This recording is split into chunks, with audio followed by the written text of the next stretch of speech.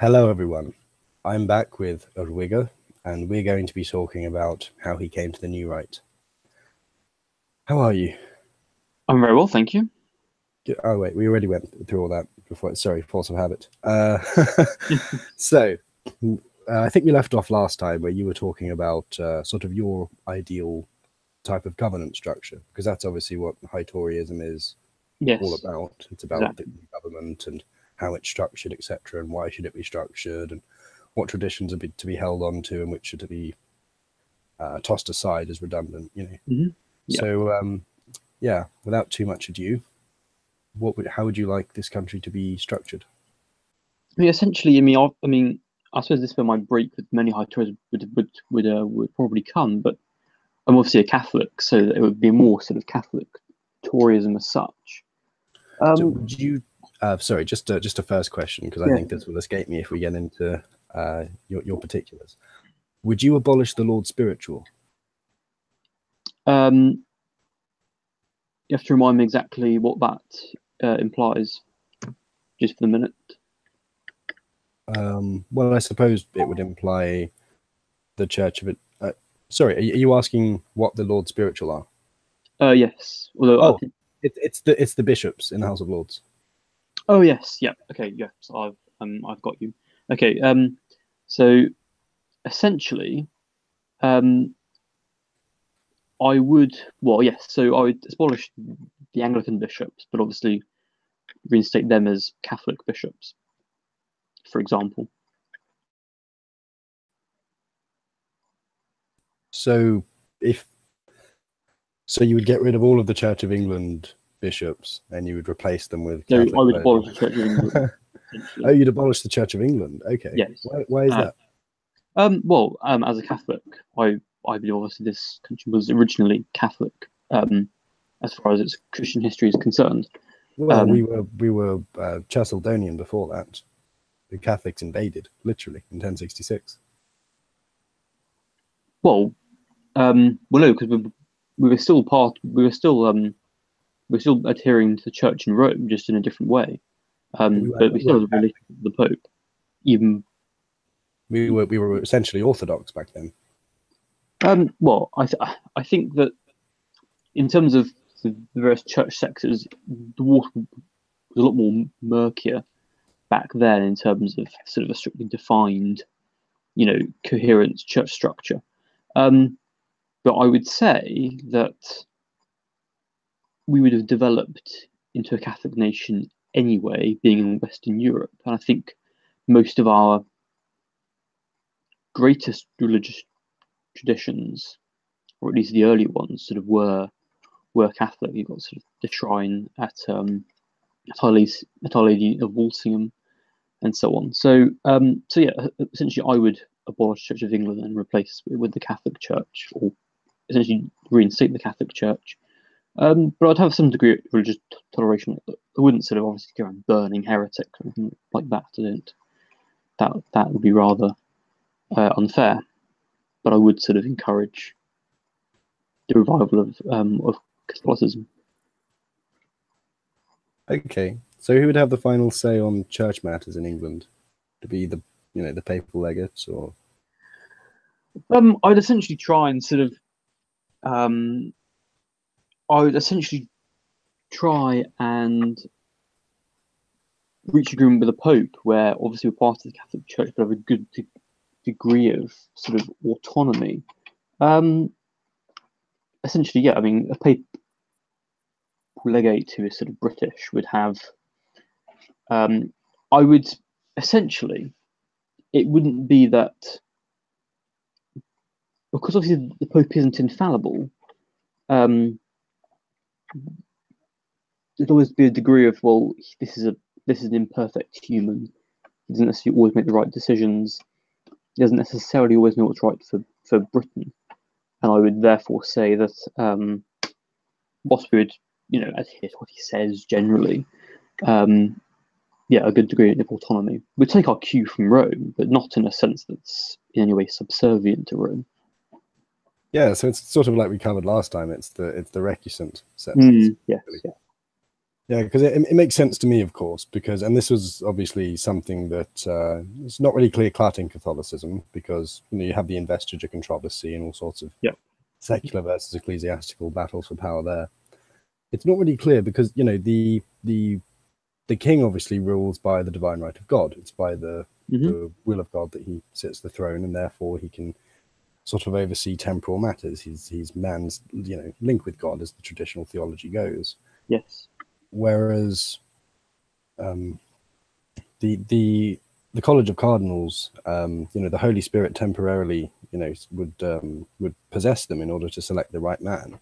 Yes. That's not to say that the Pope himself is, that the Holy Spirit is always with him.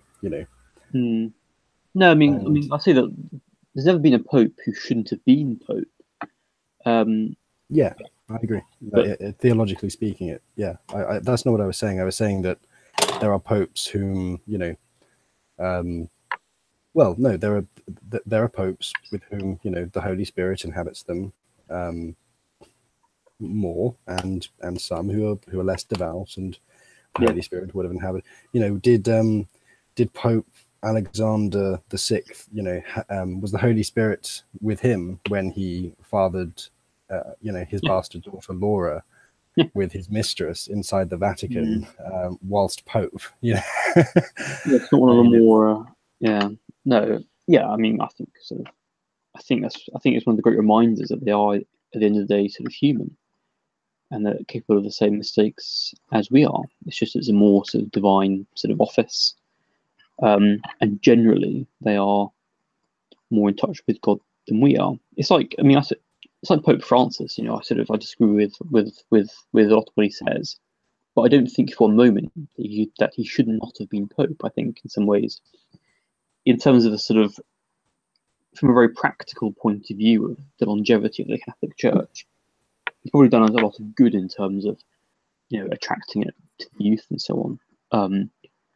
During his tenure as such, I converted to the Catholic Church, not because of him, but certainly I was part of a wave of young people who did join the Catholic Church because they were disillusioned with what was going on in Britain with our own Protestant church.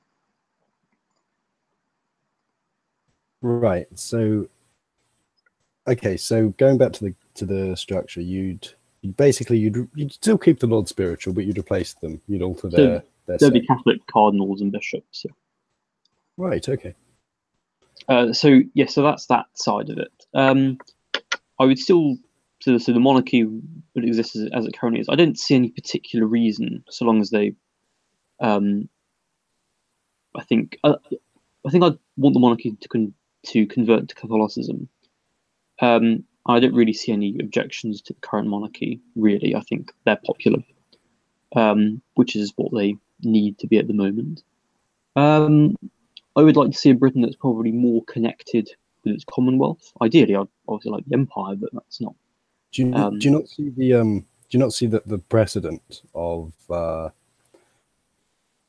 precedents are set from time to time with respect to what kings must do in order to maintain their position, and at times where they don't meet that, they're deposed or replaced. The dynasty has to be washed away in order to in order that future monarchs, in order that precedent may be set for future monarchs, and that they must therefore fear the wrath of the people when they don't uphold a certain right or dignity. I would agree to some extent. I think our current monarchy, stemming from its Second World War years, has quite a lot of respect. They stayed in London during the Blitz, for example. Yeah, they oversaw the collapse of the greatest empire the earth has ever seen. I don't think there was much they could do necessarily to stop that. Well, if that's true, then the reason that they couldn't do anything is their own fault again. They've abdicated their authority to the British people. Their traditional responsibility to the British people. To protect them from their lower nature. Well, that'll go back to 1889, when the Prince of Orange wanted to fund his wars with the French, so he gave increasingly all his powers over to Parliament. Yeah, but he didn't actually give any of his powers over to Parliament. He agreed to lots of the terms, but he was able to essentially rule as an absolute king. But he was obviously responding to a great feeling of dismay in the country because Presbyterians were being hunted down and hanged in the streets, in some streets in Scotland. It was a great deal of civil unrest was granted. And if we can be dispassionate about the about the religious side of it for a moment, the precedent was set that King James didn't do what was expected of him as king, and so he was deposed. But he wasn't an absolute king even then, so it doesn't make that much sense to say, well, it's because of William of Orange and the subsequent kings. It's I think fundamentally this dynasty more than any has abdicated all of their powers to the point where Parliament are able to illegally and unconstitutionally restrict the rights of the monarchy. They're able to restrict the royal prerogative. I mean, in 2005, David Cameron, he made it so that a Catholic could rule, for instance, but he also made it so as the monarch couldn't dissolve a sitting parliament.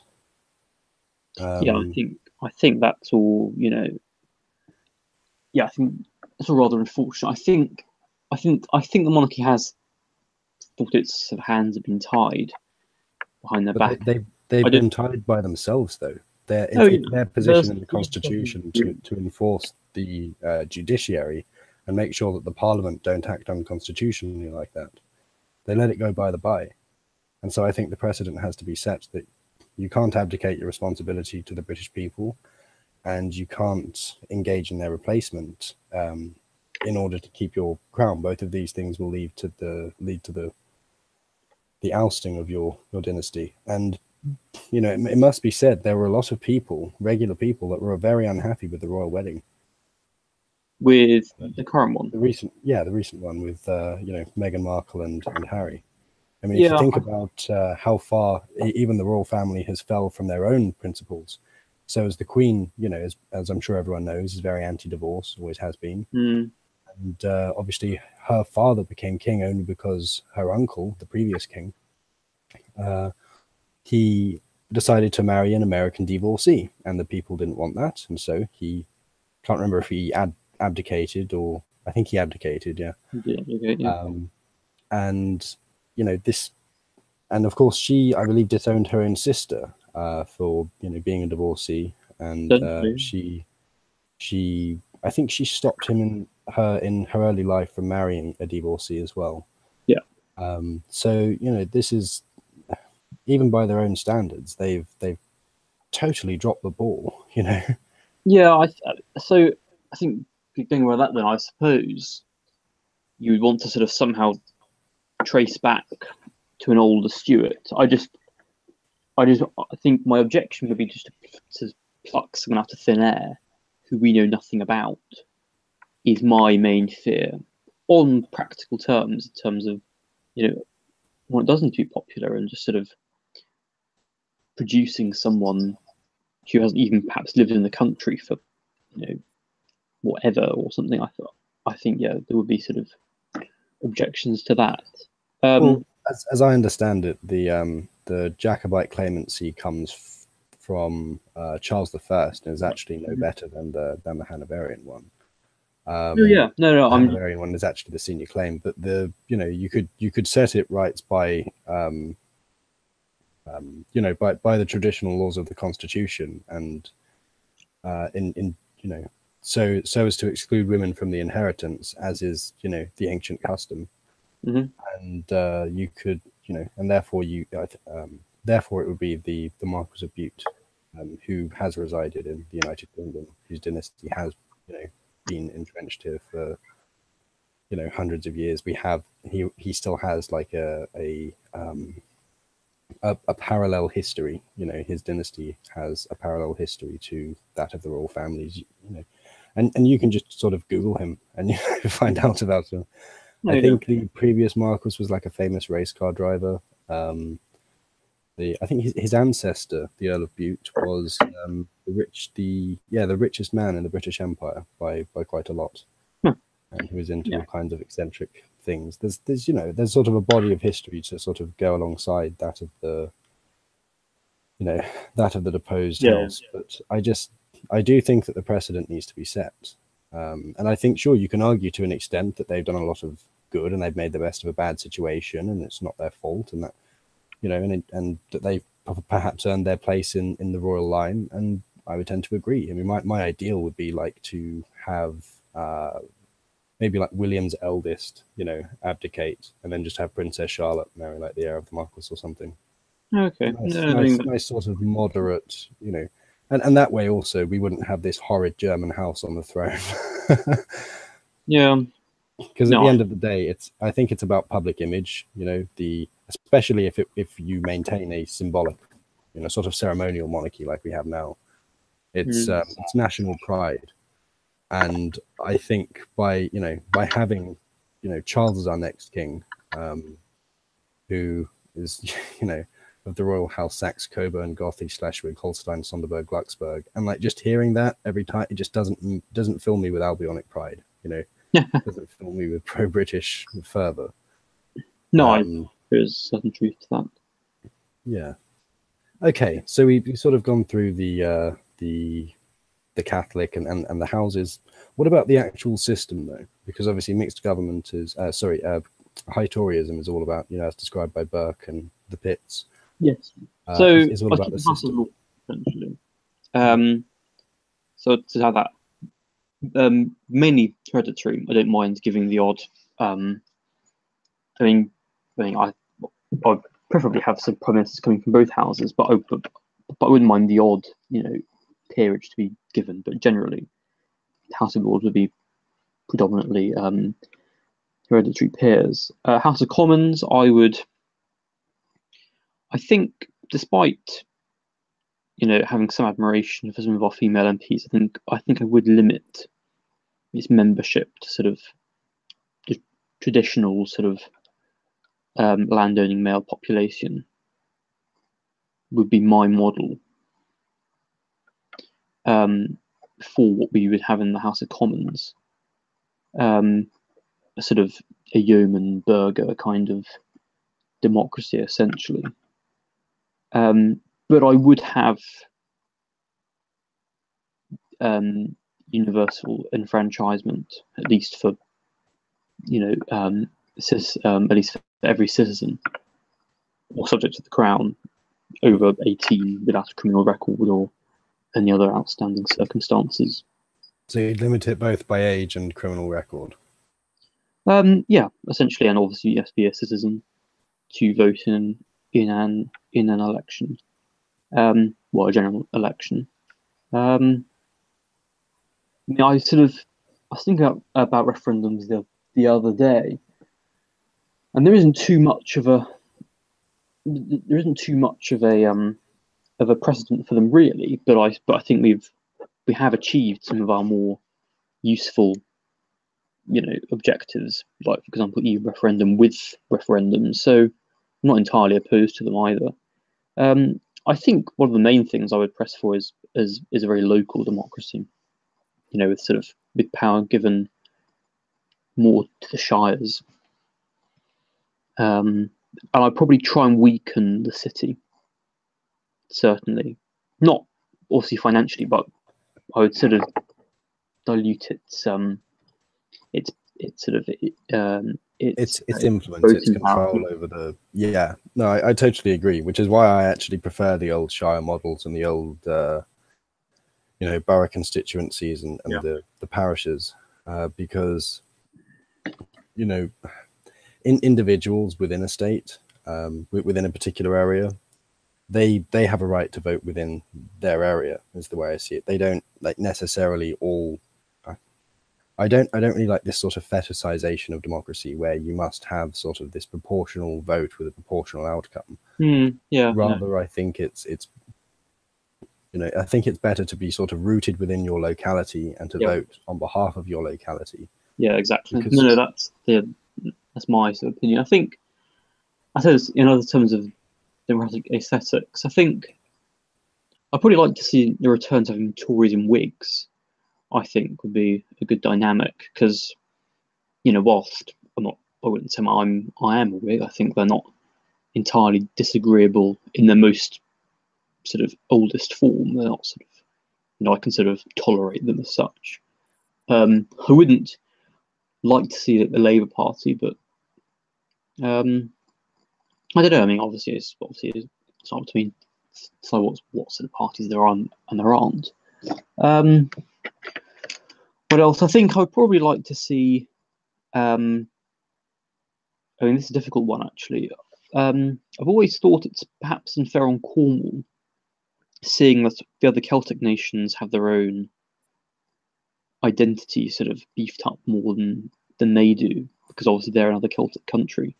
Perhaps then have something of their own to go with, maybe sort of indulge that a little bit. But I wouldn't. But within the United Kingdom. Yeah, exactly. Yeah. But I perhaps wouldn't have Scotland, Ireland. Actually, on the note of Ireland, I would want to sort of have the rest of Ireland back into the fold, which would probably be more doable as a Catholic country. So yeah, that's roughly it as it would be, and obviously, as I said, I would seek better ties with the Commonwealth, for example, and I would stand up to China over things like Hong Kong, and sort of exert influence in that way. Okay, that's very interesting. I don't really disagree with any of that. I think like a lot of people sort of within the high Toryism are sort of, there is perhaps a tendency within the alt-right to be very sort of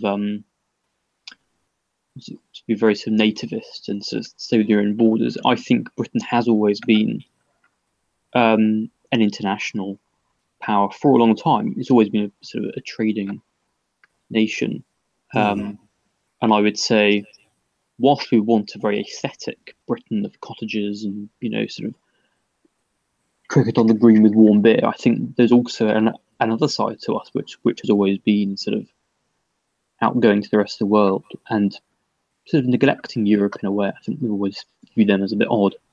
For example, when I've been on holiday in the Caribbean, or in Hong Kong, for example, I've always felt much more comfortable than I've ever been in somewhere like Paris, because actually there's a lot more to identify with, even though there are marked sort of cultural differences. There's also some very big similarities.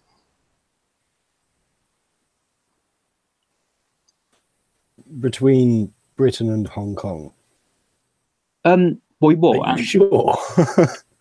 Well, I think... I mean, apart from the adoption of Anglo-mercantilism. So, for example, I was on a choir tour in Hong Kong recently. We were invited to the Kowloon Cricket Club. And it's sort of, this is this sort of home of sort of... It's not even just expats, it's sort of Hong Kong people. But you get a very big sense of, this is very British in a way, and the way a lot of it's run, the way that the police operate generally, it's becoming less so. But there's still things there, like the way the traffic works, for example. I can't help but feel that you're overstating this. I mean, these aren't things that are remotely intrinsic to British culture. I mean, but the vast majority of people, for instance, don't play cricket. And the traffic system, I mean, no one would even notice that regularly, I think, unless they're looking for similarities. I think there's a sense of yes, searching for it. Yeah. What I mean is that there is a connection, and I think in many ways, it's sort of not to be neglected. I think people on the right are very much sort of pan-European. But actually, I would say, we have more in common with someone in Canada or Australia. To an extent, the US, although they're sort of the traditional anti-British stance, sort of mars that. But even in places which aren't sort of majority, or at least used to be majority white British, there are, the West Indies, sort of generally Christian countries which are used to sort of English common law, which, for example, do play cricket as well, and all these sorts of things sort of, I think, they do add up. To sort of owing a lot to us, and perhaps us owing a certain degree to them as well. I think generally I'd just like to see sort of more done with them rather than more done with Europe. Yeah, I mean, I'm pro Kanzuk. I'm pro the strengthening ties with Canada, Australia, and New Zealand. I'd even go so far as to say that there should be a single ministerial office. The Foreign Office, I think, could encompass defence, and we could have a single sort of armed forces and foreign policy project. Yeah. So, I mean, that's my ideal. And of course, I have nothing against our ties with India and the Empire, but these temporary gimmicks that we've given them, that in some ways resemble English culture. Not only are they superficial in my mind, but more important than sort of nominal frivolities is the sort of substantive differences in those cultures. And what I would say those are sort of as a result of the various, the disparate characters in the various populations. And this would be just sort of maybe quite a logical idea, a consistent idea, if it weren't for all of the evidence, right? If we didn't have the correlates. So we know that certain genes, all things being the same, when present in your average human, will result in more authoritarianism, for instance, which are more present in in Southern and Eastern Europe, for instance, but far more prevalent in, say, China. Yeah. I mean, I think mostly are for conformity, that sort of thing. Sorry, go on.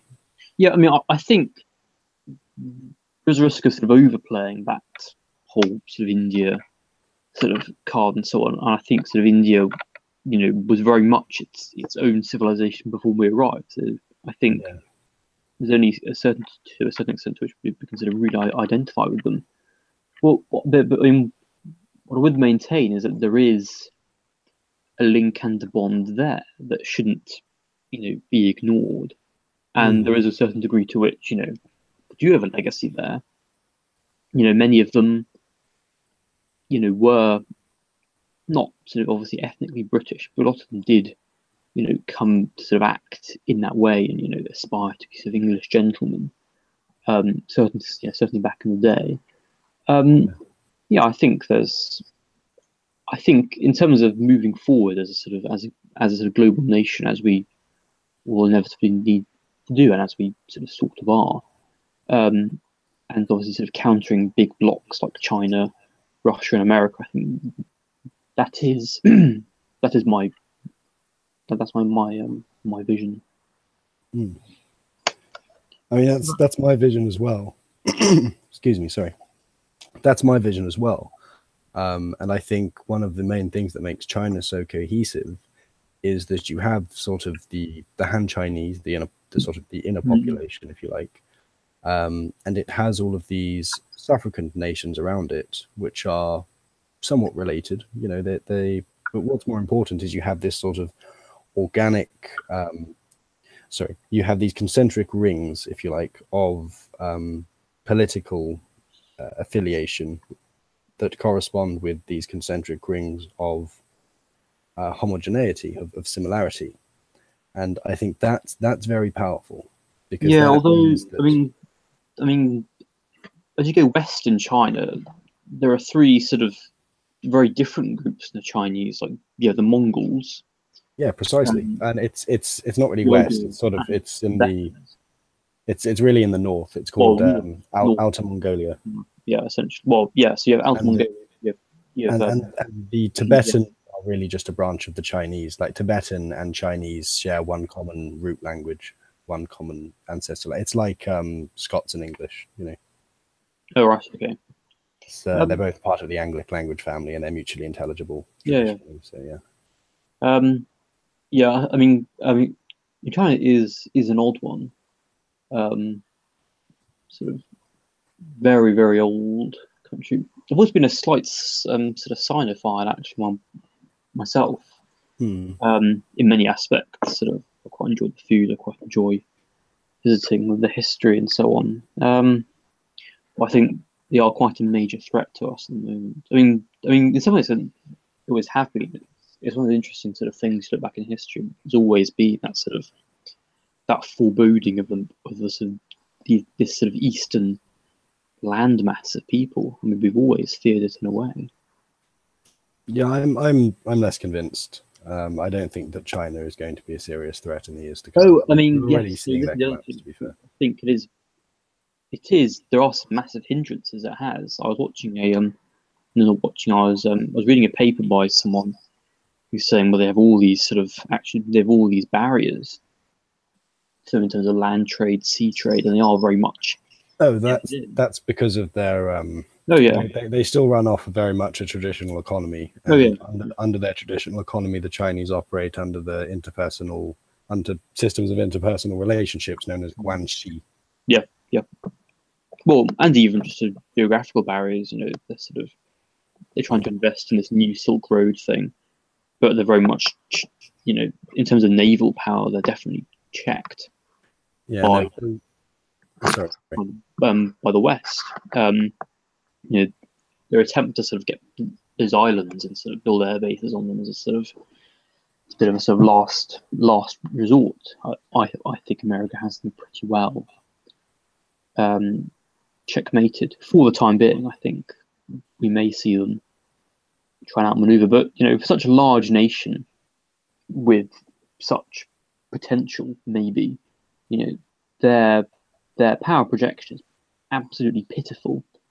I remember even what I don't remember, but when you had the whole Hong Kong thing, there was serious debate as to actually the extent to which we could stop them. Now, it wasn't particularly big, and it wouldn't be a victory for Britain, but you know, most reports suggested that if we had enough time to deploy to, you know, the Pacific, we would have given Chinese a serious run for their money, just because they have no experience in launching such operations. Yeah, and more than that, I mean, the Chinese aren't very innovative people, and they tend not to have very complex battle strategies, and they're just not very creative. They're Well, ant people. not recently. I think they do have quite a few things under their belt. In terms of creations, well, gunpowder. they didn't invent gunpowder. They discovered it and then never put it to good use. Well, that's true. They had gunpowder for over 1,000 years and only made very crude cannons with them that were very ineffectual. Whereas Europeans had it for 50 years. We invented, basic firearms with them. Oh yes, I and mean we are bombards, and then we had them for another 50 years. We invented the arquebus, and then the musket, and then the breech loading musket, the rifled musket, the percussion cap, the shells, etc. I mean, I think we are more innovative than they are. It's not. It's an empirical question, and it's like it's not even that you say you think that, but like it is the case. Demonstrably, it's the case based on all of the available evidence. It's like Chinese are really not very good at doing essay subjects. They don't have the sort of it's like all the Chinese people I know at school. I go to boarding school. Their way of learning is just to memorize. But if you ask them, that's not something that isn't in the textbook. They have no idea what you're talking about. Yeah, I found that. I had a Chinese friend at at college. Actually, he was very, very good at maths, but whenever it came to any sort of a conceptual problem with physics, he was terrible. Like there was this one question where basically what he'd missed out is he'd forgot to divide. He forgot to divide his answer by 2 because there are 2 wheels on a bike, right? It was just it was so basic, And there was another one with a column of air underneath helicopter blades, and he just found it impossible to conceptualize. Right. much far cleverer chap than I am. He's very good at differential equations, and but just had seemed to have very poor conceptual abilities comparative to his high intelligence. Yeah, so there's that aspect of what Britain would be into my idea. I mean, I'm not sure what else you would want to sort of. No, I think you explained it quite well. Okay, let me troubleshoot. I mean, my brain's quite active today, so I can actually remember what we've spoken about for once. So I can actually troubleshoot retrospectively. Okay, how would you stop the aristocracy from degenerating? Because obviously, if you look at the House of Lords documentary from, I think it's called A Lord's Tale. It's called. You can all Google. Yeah, I've seen it. It's on. Yes, it's an interesting documentary. I'd actually. So I actually worked in the House of Lords actually for my work experience. Don't say. Oh, I suppose I shouldn't. No, you shouldn't have. No, it's okay. There are only 4 people watching at the moment. I'll edit this bit out. It's okay. But no, so there is. I suppose it's not since which they can track me down or anything. But yeah, I think. Obviously, most of I weren't really predatory peers. I would say that basically it's now that there are post Blair. There's 1990s are voted amongst the rest of the hereditaries, basically. I know. So, but it's only supposed to be temporary until some other clause of his reformed is enacted. Yeah, exactly. I forget the abstruse, specifics of that, but that's the basic model. And what I noticed from the House of Lords documentary is they weren't, I was able to see firsthand, because my only experience with no, I'm no doxy. Okay, well, my only experience with the aristocracy had been with aristocracy with quite high efficacy, and so I thought, wow, this is the aristocracy. They are exactly what one would expect. But then you see A Lord's Tale, and they're no longer like dashing military officers and shrewd diplomats and this sort of thing. They're like dentists and teachers and stuff. And so I think that the main reason behind this is obviously we've not had the selective breeding pressures on aristocracy have been off for several hundred years. They still breed amongst themselves, so that will stem the decline. We don't have like total regression of the castes, although we do have lots of people marrying down and marrying up. But it's still not total regression of the castes. But what you don't have is those selective pressures that made feudalism, that made the aristocracy what they were in the first place. So it's a kind of very slow decline, a very gradual decline. And you'll find some aristocratic families are still of aristocratic quality, and others, like you'll see in A Lord's Tale, really aren't. Yeah, no. So, to back to your question, I think as a classic student, I always studied sort of Greece and Rome. The degeneration thing is it's quite a hard thing to solve, really. I suppose it goes back to that old adage of hard times create good men. Good men create good times, etc., etc. And then eventually these good times create sort of weak people. And you see in Rome, namely when the Republic ends. I mean, as a monarchist, I would concede that actually the Roman Republic was a more virtuous society than the emperors ever were. So they decline rather horrifically, and you sort of see people like Tiberius on the island of Capri. Have you heard of this? No. So Tiberius, one of the sort of earlier emperors, he sort of has a sort of place, this island called Capri, which sort of means goat island, and it is disgusting. This person called Suetonius. You heard of Suetonius? No, I haven't. Roman writer, so quite famous Roman writer. And Tacitus does a bit as well. Oh, right, yeah, I read Tacitus. They basically sort of write about Tiberius and his life there, and it is, it's sort of shocking. He sort of has these boys in a swimming pool he calls little fishes, and he sort of has also, and he sort of makes you sort of make out with each other in front of him, and I think sort of the writers are shocked at the time, and then as you sort of see with other writers talking about things later, this stuff just becomes more normal and more normal throughout Rome and obviously Greece. Yeah. Persia declines, the Aztecs decline. It's generally a sign that the empire. I think there's a slight problem in what you're saying. These empires didn't decline on the 2-year cycle. These are two different things. So you have the did I say 2-year, two generation cycle? So I think that's true. If you look at the 1980s and if you look at today, it's like, yeah, okay, I can see that. And you can see this this pattern develop throughout history, but this isn't what creates the decline. The decline is on a much larger scale. It's sort of 250 years it's put out in the fate of empires.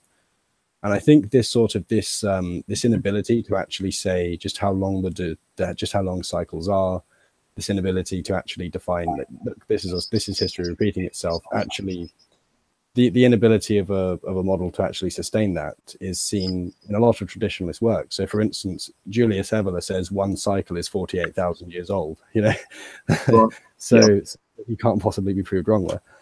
And it's so.